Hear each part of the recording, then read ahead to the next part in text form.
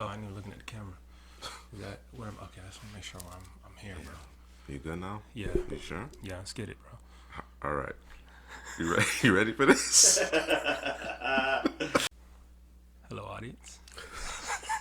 CouchPotatoGM.com is the website. Couch Potato General Manager is the YouTube channel. You know it because you were on it. We're here to discuss a draft recap. The Baltimore Ravens AFC North draft 2021 recap. There's a whole lot there I just said. It was a mouthful right there. It was. All right, man, let's start it. We know these guys had 2 first-round picks. Is it Eric DeCastro? Mm-hmm. Is the GM. Ozzie Newsome was he's probably in the room, just probably in a chair, chilling, just watching. Ozzie's omnipresent. Yes, there we go. I like that. All right, so with their first pick, they did the right thing. They drafted the guy who people mocked since last year's draft was over to them, and Rashod Bateman from Minnesota. Everybody got this one right. Yeah. Everybody. If you didn't get this right, I don't know what you was doing. They needed, Jackson needed a receiver, a number one, a guy you can count on, a guy who can get open, a guy who can get separation, a guy who's going to catch the football, right? Someone who's going to be accountable, someone who can get these guys to the next game in the playoffs, right?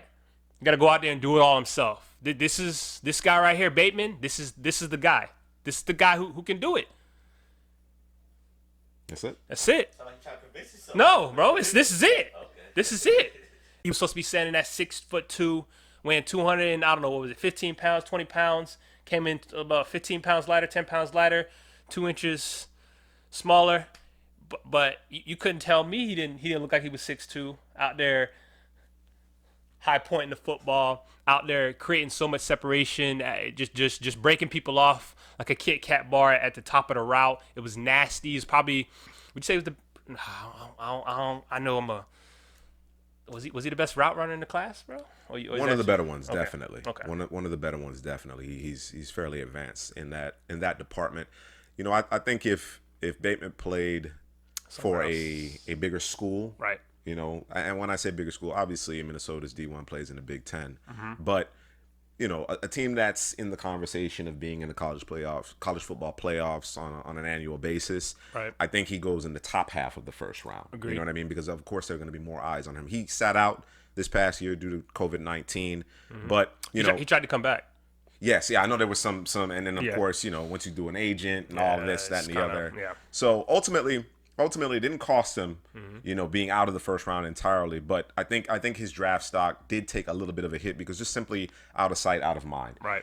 I go back a couple of years and I'm watching Tyler Johnson getting prepared for the 2020 NFL draft, and my eyes just keep that Auburn game. It just keeps going to Rashod Bateman. Yeah, it's crazy. And Tyler Johnson had huge numbers himself. You know what I mean? And I really like Tyler Johnson, but Bateman's on a different level. And to your point, it's about having a guy that Lamar can count on. Mm-hmm. You know what I mean? Just to this point, the only receiving option that Lamar could count on a relatively consistent basis has been Mark Andrews. When you don't have that guy on the perimeter, it shrinks the field. Yep. It becomes easier to defend your passing attack. People will often attack Lamar as a passer. And don't get me wrong, there are aspects of Lamar's passing game that he can continue to improve upon.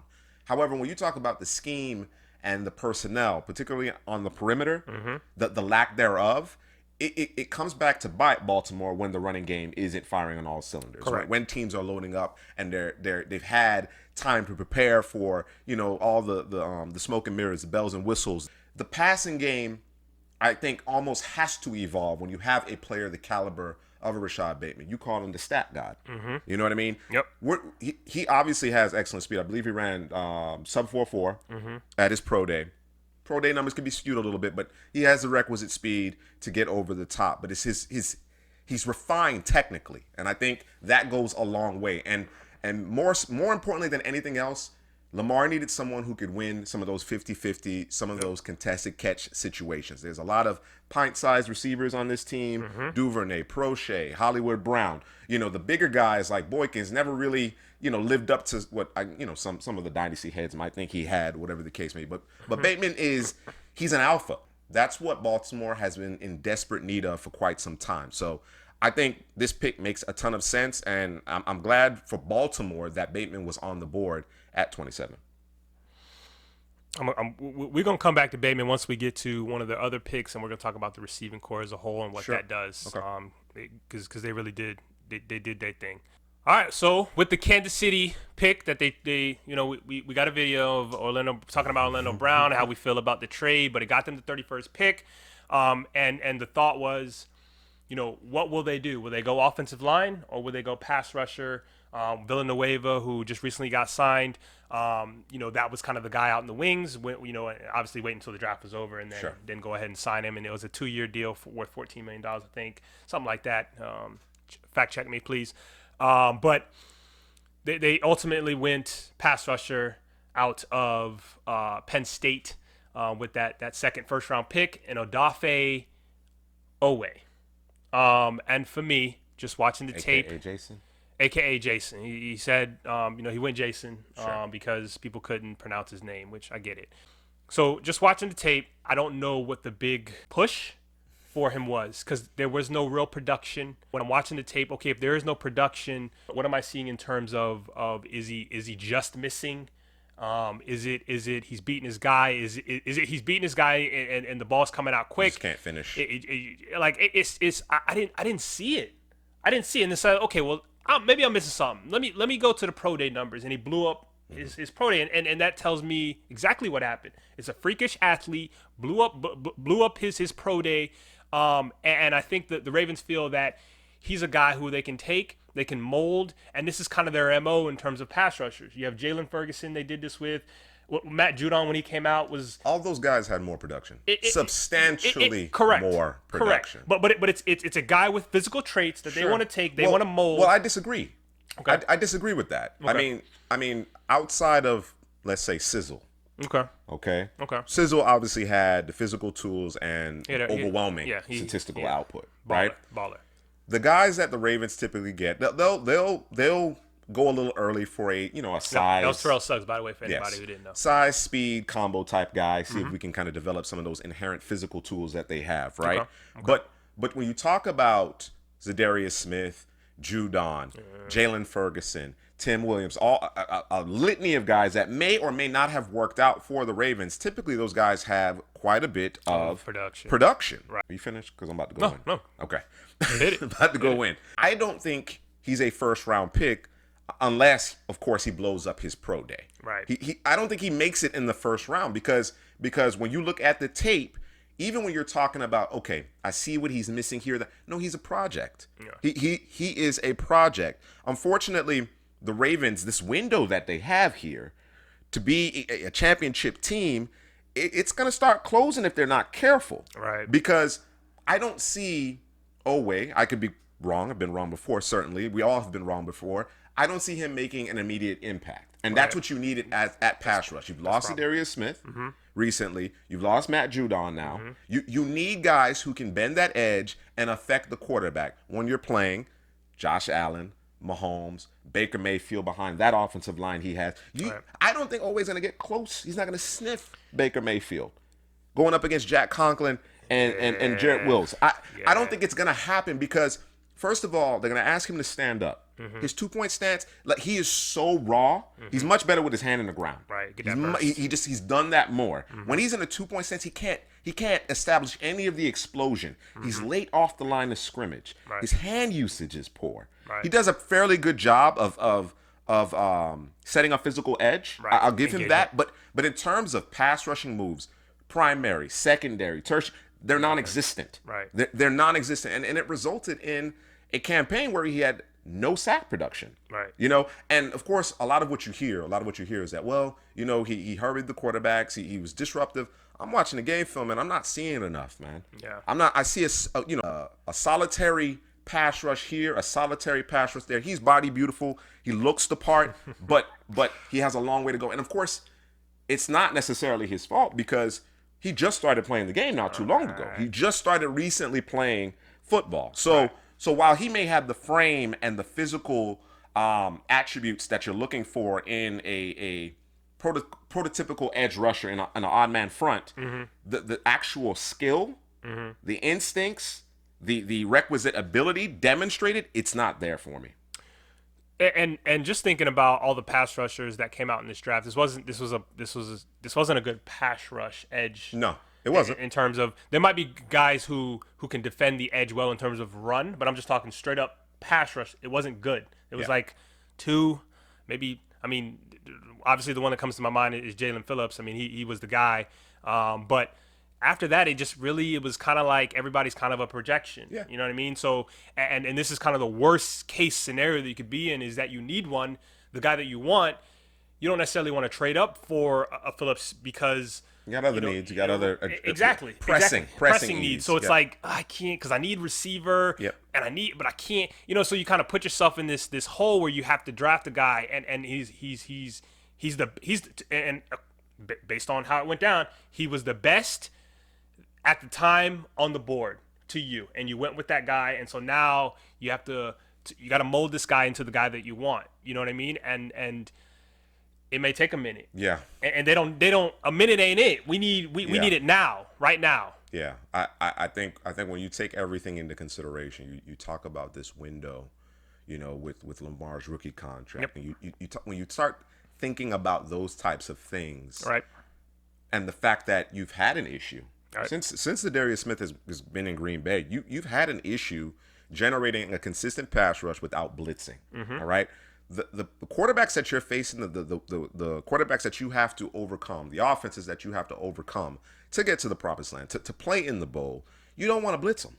Right. You don't want to have a bunch of man-on-man type situations where you got a bunch of guys running with their back to the quarterback. You'd like to be able to keep your eyes on them. You'd like to be able to keep your safeties back.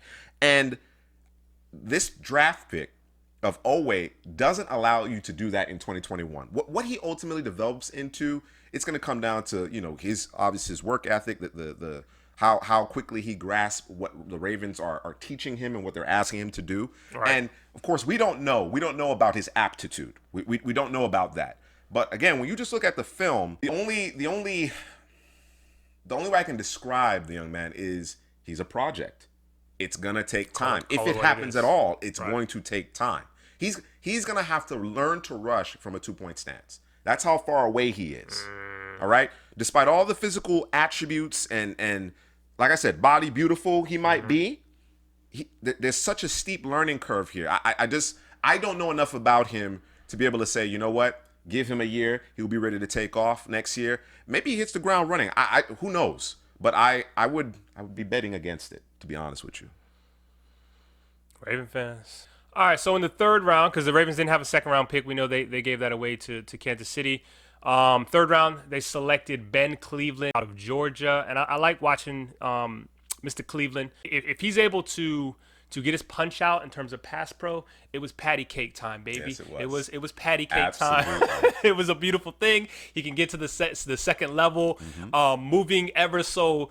What's the word for it? Milky smooth in terms of getting to this guy and then moving to the next guy. I think he's going to fit well in terms of what they want to do on offense. To me, and I've heard different things, and everybody has their opinion, obviously, of what they saw on tape, and sometimes it comes out to what game you watch or what games you watch, right? But people were saying he was a mauler. I didn't see that. I thought he was what I like to call a sealer, which is engage, turn your body, open the hole. That's what I saw consistently. Yep, absolutely. You basically, you stole my thunder. Oh, I'm sorry. No, you're fine. No, I don't have a ton to add on to that. What you saw is what I witnessed on tape as well. I'd like to see him sustain his blocks a bit better. Right. But to your point, what the Ravens are going to ask him to do, particularly when they run some of their gap concepts, when you have an initial double team and you ask your guards to climb to the second level, he does that very well. That's his thing. He does that very well. He has an offensive tackle body. We're talking 6'6", 350, but he has the movement skills of a guard that's athletic enough to get to the second level. You don't want him out on the edge. He's not that quick-footed, you know what I mean? He doesn't have that kind of agility and bend necessarily. But particularly from the inside, I think, again, the landing spot, he's a good fit there. Like I said before, I'd like to see him do a better job of sustaining his blocks. You mentioned the patty cake when he's in his pass blocking set. Sometimes you got to lock in and anchor. I don't see that often enough. You know what I mean? And I think that's something that ultimately, he gets beat a couple of times because he didn't get beat. He didn't get beat at Georgia. On a little over 700 pass block snaps, he only allowed 3 hurries and 1 sack. So of course, him being a man amongst boys in certain instances helped Right. that way. I think he still needs to do a little work in terms of his technique, do a better job of sustaining his blocks. But in terms of just strength and quality technique, he already has that in place. So I actually expect him to break the starting lineup immediately. All right, so with their second, third round pick, the Ravens selected Brandon Stevens, cornerback out of SMU. And this is a production guy, not in terms of interceptions, because as far as I saw, he only had one, but he had 22 pass deflections. That means the ball is touching his hands, and it's just about it's sample size. Eventually, those may turn into picks. And knowing how the Ravens play, even if he's able to pass deflecting, maybe it bounces into somebody else's hands, and then plays are made, Marcus Peters and whatnot, those types of guys. But this is, to me, a quick twitch athlete who was better when he was off coverage, able to kind of see what was going on in front of him and then close down that window very quickly. And he's coming with bad intentions. And we like the Ravens. There are certain teams who develop certain positions very well. And we're going to talk about a little bit later with the second corner that they drafted. Sure. But I'm not saying that Stevens is a project, because 22 pass deflections, that's not. You don't just fall into those things. That's happening. So this is one of those things where they can kind of just round him into form, get him in the scheme, do what they want him to do, and I think you're going to see some production from him. While I may not necessarily wholeheartedly agree with you that he isn't a project, he's clearly a height, size, 6 foot 213, speed guy. You know what I mean? He meets those metrics, and like you said, there was good ball production there in terms of him breaking up passes. He's a converted running back. He was recruited to UCLA, as a matter of fact, as a running back. Didn't get a whole lot of burn there. Transferred to SMU, and they moved him to cornerback, and he's developed into a quality corner, a guy that obviously, warranted a day 3 pick, or rather a day 2 draft selection, because of some of the things that you simply can't teach. What I really like about him, to your point, is the ball skills. He finds the football. You know what I mean? Mm-hmm. Technique-wise, he has a lot of work to do. Right. He has a lot of work to do. But to your point, I think the landing spot, it's going to be good for him. There was some talk about him playing safety. I wonder if they'll go in that direction. Again, it wouldn't surprise me. He profiles as your prototypical cornerback, and the way the Ravens do things is that he won't be thrust into duty immediately. He'll have more time to develop. So for those of you who are concerned about, well, was this a reach? Because again, he's raw. Right. He is a bit raw. Yes, perhaps, but again, this particular organization, in terms of how they develop their young players and particularly the players in the secondary, I have reason to be optimistic about his chances of developing into one of the mainstays in that secondary eventually. So it'll be interesting to see. But yeah, the thing that jumps off the page with Stevens is his ball skills.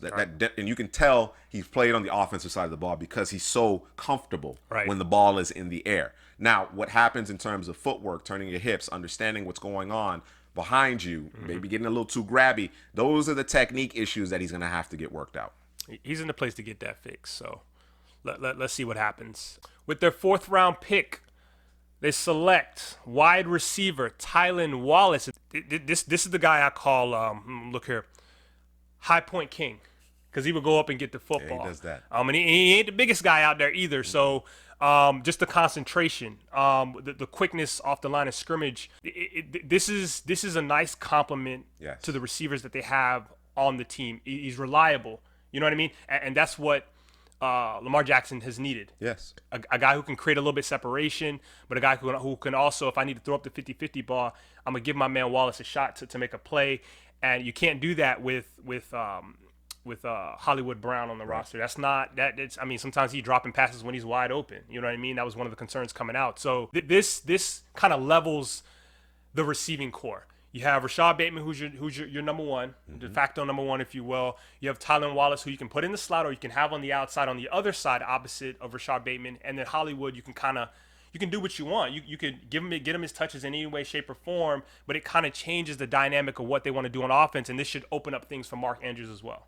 If they get anything out of Sammy Watkins, this is going to be a substantially bro. How'd I know he was improve? I got to, bro. Yeah. I wasn't gonna say nothing. Sammy 6? Yeah, bro. 26? It's like 27, bro. He got his whole career still ahead of him, bro. Wow. Like, if they can get, but to 18? your point, He's on his 8th team. But to your point, though. I think if you can get anything out of him, because I said it. I don't remember. I don't remember if it was a playoff game but I mentioned this on Twitter. I said, going into the offseason, the Ravens needed a 1, a 3, and they needed a guard to replace Yonda. Okay, so they bring in Zeitler, they draft Cleveland. Okay. They got Rashod Bateman. I think Wallace can be your 3. I think if not immediately, I think he can eventually become your 3. And I think he actually has a receiver 2 kind of upside, because I expect him to come off a little bit earlier. Me too. To your point, he doesn't necessarily check the boxes to the same degree that some other receivers do as far as measurables are concerned. But just the feel for the position, the tenacity and the ability to come down with the football on a consistent basis.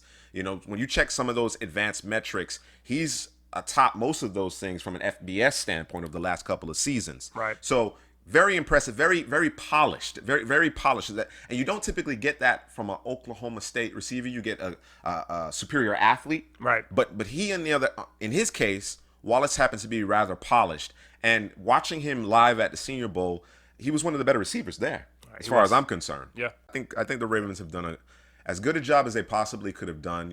I'm sure they were in on they were in on Juju. They probably checked in on Kenny Golladay. Yeah. They didn't come away with those guys. They went to the next layer or tier down or so.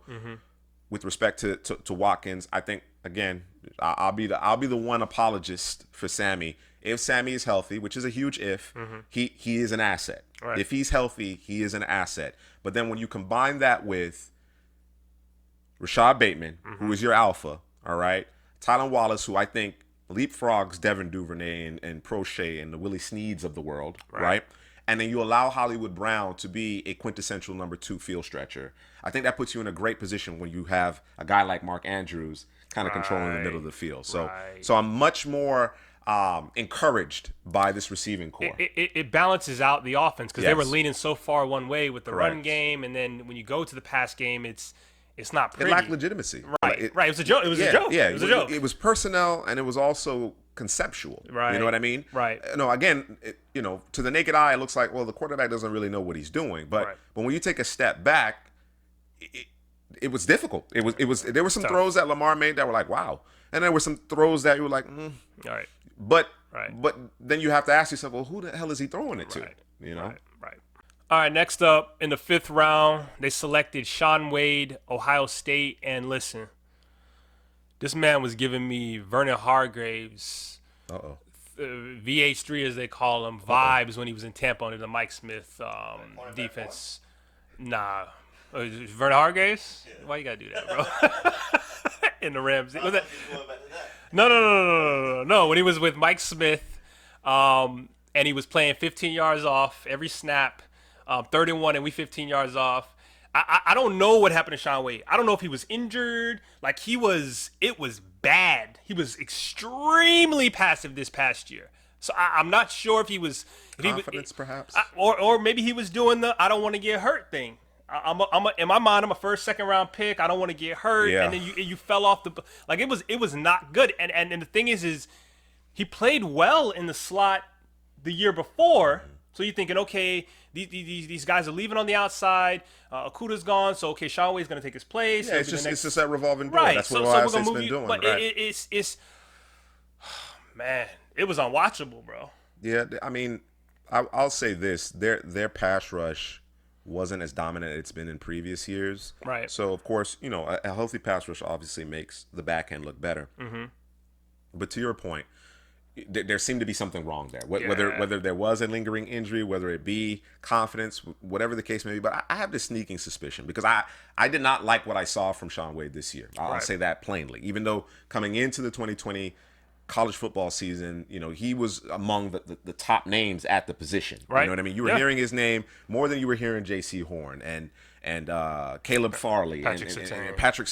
No, but you always heard Patrick Surtain. But certainly like J.C. Horn and Caleb Farley, you were hearing Shaun Wade in those same kind of discussions. You know, early day one or mid day one-ish type of prospect. Right. And of course, the 2020 film suggests anything but that. Right. But I have this sneaking suspicion that the Ravens are going to figure out whatever ails him. We had question marks about Marlon Humphrey coming into the league, right? Because of the sheer amount of big plays he was allowing.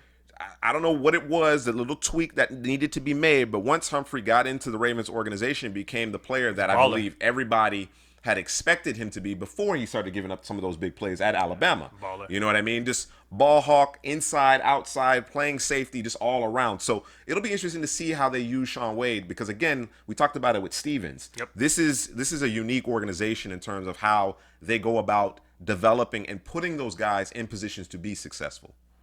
All right, so with their second, fifth-round pick, they selected Daelin Hayes, defensive end out of Notre Dame. I have here good size, weight, and strong and stout at the point of attack. But to me, just watching the tape, there was nothing truly special that I saw that he could hang his hat on from play to play. Usually, an edge player usually has, is he a bull rusher? Is he overpowering? Does he have that swim? Like something that you could say, okay, we start here, and then we work our way to these things. I didn't see anything special, just maybe a guy they can add to the rotation. They can figure out what they want to do with him. To me, he's the antithesis of Oweh. Ooh. To me, he is. Okay. And not in terms of just talent level. I think in terms of, I'm just talking about in terms of polish versus raw, traits, right? Where Oweh has all of the desired traits, Daelin Hayes doesn't necessarily. But Hayes looks much more comfortable playing in an odd man front, dropping into coverage. Mm-hmm. He has a lot of game experience. He's been a captain for Notre Dame. There's a great motor there. I really appreciate his motor. I saw him at the Senior Bowl, and he kept flashing. Mm-hmm. He's flashing. This is not going to be a double-digit sack guy, right? But he's going to be part of that rotation. He's going to be dependable, and I think he actually contributes more than Oweh in 2021 because he's further ahead. He's more developed. He may not necessarily have that desired ceiling. That's why he was drafted where he was drafted. Right. But in terms of him being a contributor to this defense and trying to bolster this pass rush, I think he actually has a chance. In fact, I believe he will make a more immediate impact than Oweh. Next up with their last pick, another fifth-round pick, was Ben Mason, fullback / tight end from Michigan. Not sure what he's going to do for the Ravens, but this is a guy who played some tight end, who played some fullback, who played some halfback. I thought he was terrific in short yardage situations. This is a guy who, when he makes contact, is looking to drive you out of the play. And with the type of offense that the Ravens have, I think this guy's going to end up being a player some way, somehow. Yeah, I mean, I'm always for drafting a running back, or rather a fullback on day 3. Fullback of people. I don't have anything to add. I mean, he's a quintessential lead blocker. Of course, playing at Michigan, they play a prototypical offense. And when I talk about prototypical offense, we're talking like more 90s type of offense with two backs, I formation, back in the day, old-time offense. And he's more of an H-back. We won't just peg him as a pure fullback. He's more of an H-back. You can do some things with him, but certainly the players in the league, this era of NFL player, particularly at the second level of the defense, doesn't know what to do with a fullback. They don't even know how to react most of the time. So considering the offense, the team that he's going to, it makes sense. It makes sense at this juncture. I'm sure he'll have some utility on special teams as well. All right. Well, did the Ravens, did they accomplish? Are the needs covered? Are we ready to start the new year in terms of the holes? Offensive tackle. Offensive line in general was a concern, but tackle was the big piece. Edge was huge. To me, receiver. We didn't love the idea of Villanueva in this particular offense, but certainly, he helps mitigate the loss of Orlando Brown. They bring in Zeitler. So you're trying to find, who your two guards are going to be. I think ultimately it'll be Zeitler and Cleveland, who they drafted in this class. So got to start it there, right? Okay. I think Bateman becomes your number one. Okay. All right, he's legit. I have the utmost confidence in Rashod Bateman. You got some players in the mid rounds there where there's some upside there, but they need a little time. They need a little seasoning, right? To me, this class hinges on Oweh. The Ravens need to be able to impact the passer. They haven't retained those players that have demonstrated the ability to do so, and now they're putting a lot of pressure, or rather, considering where he was drafted, there's some inherent pressure for him to contribute and be that guy immediately. And he's not prepared.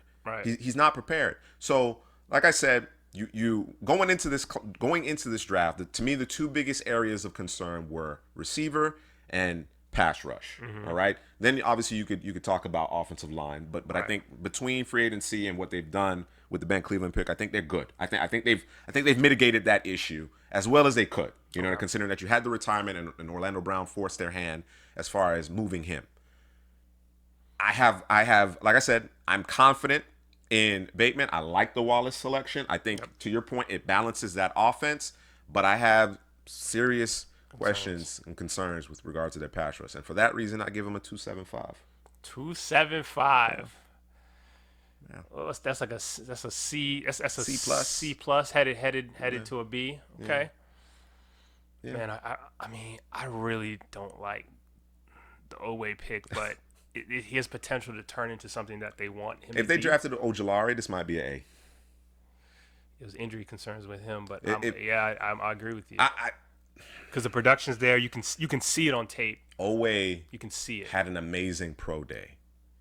When you watch him on tape, it's not happening. Yeah, it's not that. And like I said, for this team that is on the cusp, you're on the cusp. Now, you talked about it a little bit off air. You go out and you get a Melvin Ingram. Mm-hmm. You bring in a Justin Houston to kind of help with the development and the transition. Right. If you have a plan that we're just not necessarily, we haven't seen it yet. Know of just yet. Well, perhaps, we're not giving this particular draft class enough credit.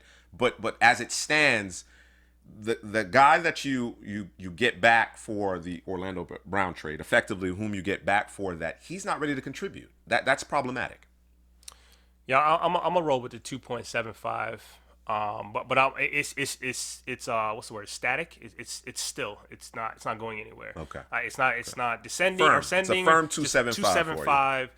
Could it move up? Yes. Could it go down? Yes. But I'm gonna sit there. Is yours ascending or descending, or is it just settle right there? The only asterisk I'll put out there again is, do you bring in another pass rusher? Another pass rusher. A guy that has a guy with a name. has successfully gotten to the quarterback on a consistent basis. Right. There's not an overabundance of those guys, and a handful of guys out there, they're probably a little bit longer in the tooth, right, or they're dealing with an injury. I don't care because right, you need to do what's in your power, within your purview, in order to get Oweh prepared to be a contributor as quickly as possible, considering the draft capital that you invested in him. And this team's not far away, man. No, I mean that's the thing. So you're rebuilding, okay. Right. I guess it's different. Right. So yeah. It's a little bit different conversation, but if you're a couple players away, you know what I mean? I'm not drafting a project under those circumstances, but it is what it is in this particular edge draft class. Let us know down in the comment section in terms of your feel. I think most Ravens fans are happy with the receiver selections. Mm-hmm. I think the receiver room is pretty much square and ready to go. Just got to see it in action. But let us know how you feel about the Oweh pick. The two corners, the selection. What is your feeling on those guys? And where do you guys think you sit in the AFC in terms of the powerhouses when you talk about obviously the Chiefs, the Browns at this point? I mean, I can throw Buffalo. I can throw the Steelers in there just because they're in your division. But I think to me this division is between the Ravens and the Browns as far as I'm concerned. So and the Bengals are a work in progress. So hit me down in the comments section. Like, subscribe, share the video.